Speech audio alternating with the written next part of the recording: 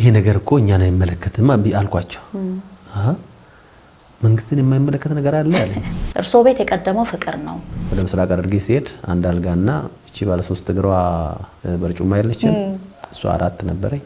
በቃ መቼስ አባት የቤቱ አባወራ የሚፈራ የሚከበር ያለው ነገር የሚሆንለት ስለሆነ እናቴ ብትማር ጥሩ ነበር። አልተማረችም፣ ግን ባትማርም ብዙ ነገር ተምሬያለሁ እኔ ከሷ ማለት ነው። የብዙ ሰዎች የጠጠር ማዋጣት ውጤት ነን ብዬ ስለማስብ ሀገራችን በጣም ትልቅ ሀገር ነው፣ ትልቅ ህዝብ ነው።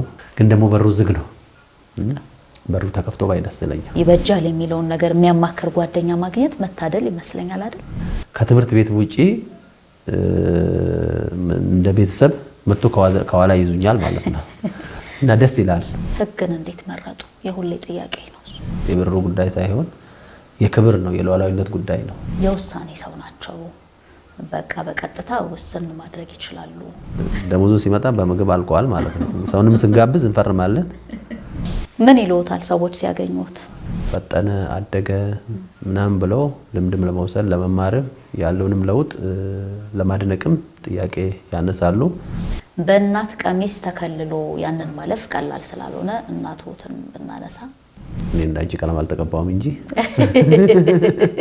ተቀብቻ አይደለም